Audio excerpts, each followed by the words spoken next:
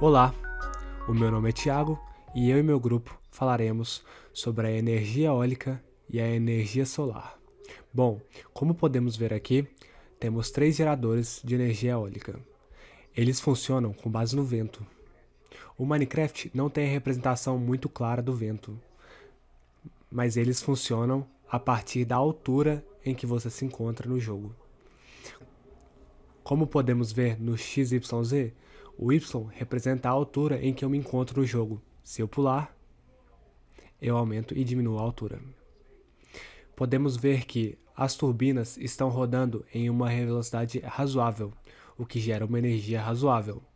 Isso também acontece com o vento. Caso o vento esteja razoavelmente forte, as turbinas girarão mais rápido. Caso ele esteja mais lento, elas irão girar mais lento. Aqui podemos ver que já na altura 4, a turbina quase não gira. Se olhar bem de perto, ela está rodando bem devagar. Isso porque, nessa altura, quase não há vento. Além do mais, o lugar é fechado. Então não há vento para rodar a turbina. Já na altura 200, podemos ver que a turbina quase se torna um helicóptero, sinalizando que tem muito vento por aqui. Como é um lugar bem alto, a turbina gira bastante e gera muito mais energia. É claro que essas turbinas foram feitas somente de forma representativa do que seria uma turbina real. Aqui podemos ver que elas são bem pequenas em comparação com o prédio, mas se virmos uma turbina em escala real, esse é o tamanho de uma turbina de verdade.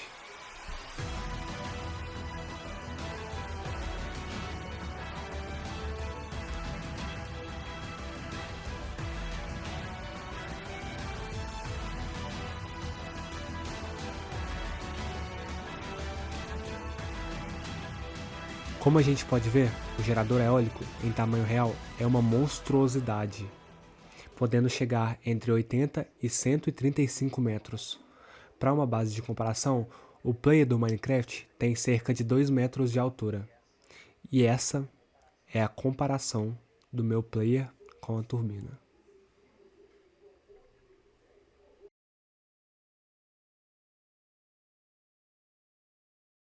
Agora vamos ao funcionamento de uma turbina eólica. A começar pelas suas pás, tem um formato aerodinâmico para que o vento consiga com mais eficiência girar as próprias pás. Agora por dentro da turbina. Aqui, como podemos ver, está tampado, mas não se preocupe. Do outro lado, tem painéis de vidro para que a gente possa ver o seu interior. Como pode ser visto, a turbina não é ligada diretamente no gerador. Primeiramente, ela é ligada na chamada caixa multiplicadora, que tem como função aumentar a velocidade de giro das pás, visto que a velocidade do vento não é o suficiente, muitas das vezes, para que ela atinja altos RPM. Logo atrás, temos um freio, que serve para controlar situações em que a turbina está girando muito rápido, ou seja, girando excessivamente devido à velocidade do vento. Por dentro, a eletricidade que é produzida é transmitida através de um fio até a base do gerador eólico, que é onde podemos localizar o transformador que segura toda a energia gerada pela turbina eólica. Eu sou Ian e eu vou falar um pouco a respeito dos tópicos que tangem as vantagens e desvantagens desse tipo de matriz energética que é a energia eólica. Começando sobre alguns pontos negativos dela, a maioria deles se dá sobre, obviamente, as grandes turbinas e hélices eólicas que a gente tem aí a imagem clara, né, e visual do que é esse tipo de matriz energética. Sobre as turbinas em si, o próprio aspecto visual que ela causa no ambiente, esse tipo de cenário ele já é clássico e a gente tem facilmente trazido à nossa mente quando a gente pensa em energia eólica, porém é um consenso que ele afasta principalmente turistas ecológicos que iriam naquele tipo de região para visitar a respeito de beleza ou coisa do tipo, qualquer forma de turismo, né? Ele acaba afetando a paisagem local. Mas para efeitos negativos um pouco mais severos, entre aspas, e que causam danos que devem ser levados muito em consideração a sua instalação, está a poluição sonora causada por ela, que se dá pelo barulho constante que essas hélices emitem e que é maior dependendo do tamanho desse tipo de usina. Quantas hélices vai ter, o tamanho das hélices pode variar de pequeno, médio ou grande. Já o dano à fauna local de onde essa usina eólica é instalada, ela afeta principalmente aves e morcegos, que são atingidos muito constantemente por essas hélices e acabam morrendo, mas principalmente tem efeito maior, como por exemplo rotas migratórias de aves, que têm que tomar outro caminho para não serem atingidas por essas hélices. Já para algumas vantagens, muitas delas já são claras para a gente, mas vale a pena frisar pela importância que ela tem, como ser uma energia inesgotável e muito minimamente poluidora. Ela é uma forma de energia chave para a matriz energética sustentável da maior parte dos países. Ela causa uma segurança energética para essas nações muito alta, pelo vento ser uma energia inesgotável. E ela contribui diretamente para um desenvolvimento mais sustentável, já que ela diminui a emissão de dióxido de carbono em relação a 600 toneladas de dióxido de carbono para cada gigawatts de energia eólica gerada. Além disso, tem um fator que é raramente debatido a respeito desse tipo de energia, é que existe o fator econômico da construção dela, tanto para geração de emprego quanto para criar todo um novo contingente de emprego que vai ser mantido depois da sua instalação.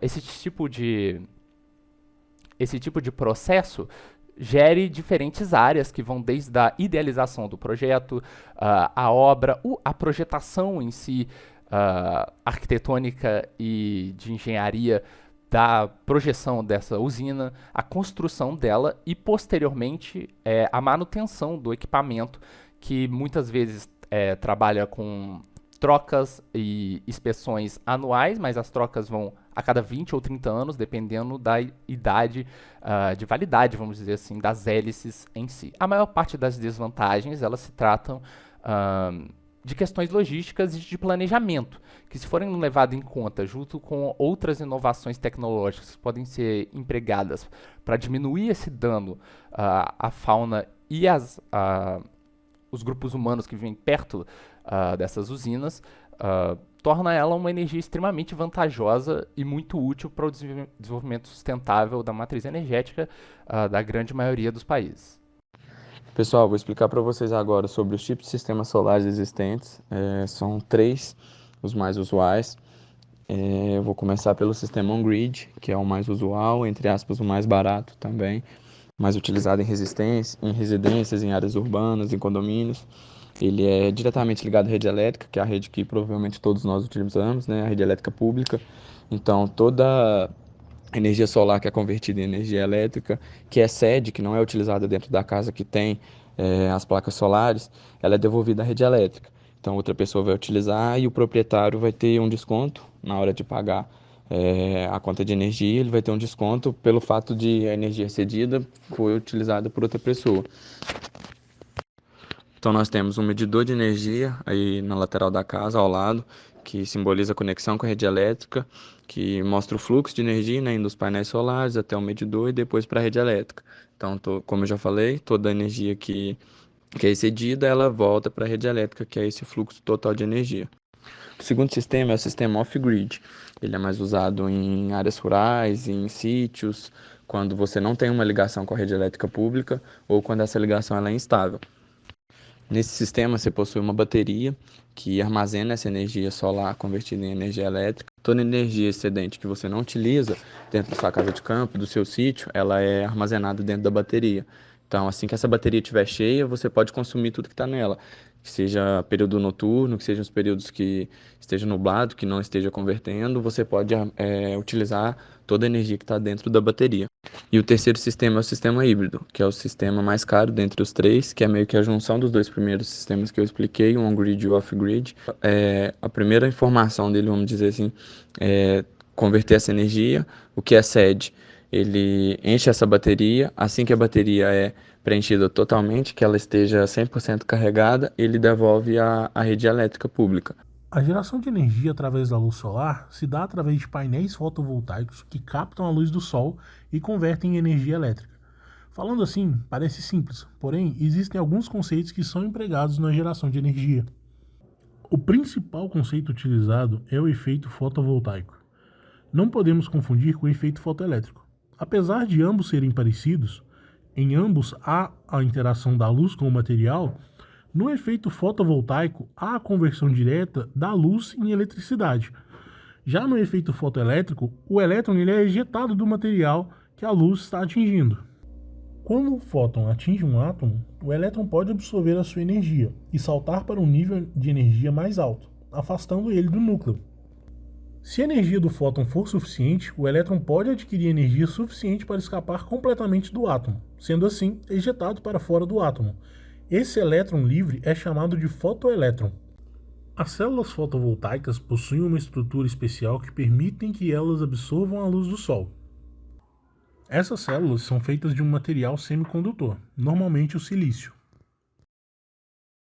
Os elétrons que são arrancados dos átomos se movimentam dentro da célula. Esse movimento ordenado dos elétrons é, na verdade, uma corrente elétrica. A célula fotovoltaica é projetada para coletar esses elétrons e direcioná-los para um circuito externo, onde a energia elétrica pode ser utilizada para alimentar diversos dispositivos. A energia elétrica gerada pode ser utilizada para alimentar diretamente equipamentos elétricos, como lâmpadas, eletrodomésticos, computadores e outros dispositivos. Em locais remotos, sem acesso à rede elétrica, a energia solar pode ser utilizada para alimentar casas, fazendas e até pequenas comunidades. Com o painel solar conectado a uma casa, a energia solar funciona capturando a luz do sol através de painéis solares. Esses painéis eles vão converter a luz em eletricidade, usando células fotovoltaicas. A energia solar ela pode ser usada em casas, fazendas e até em fábricas. É uma solução versátil para gerar eletricidade em diferentes lugares. Como vantagens da energia solar, ela é renovável. A energia solar, ela por si é inesgotável. Ela é limpa, ela não polui o meio ambiente. E ela também demanda uma baixa manutenção, porque os painéis solares eles duram muitos anos com pouca manutenção. E economia, pois reduz as contas de energia a longo prazo. Tendo por desvantagens o custo inicial, porque a instalação desses painéis pode ser bem cara. E a dependência do clima, porque a produção de energia vai variar conforme a quantidade de sol. E o armazenamento, porque é necessário se utilizar de baterias para armazenar energia para uso noturno. A gente pode concluir que a energia solar é uma excelente opção para um futuro sustentável. Apesar de algumas desvantagens, suas vantagens superam os desafios, tornando uma escolha inteligente para o nosso mundo de Minecraft e para o mundo real.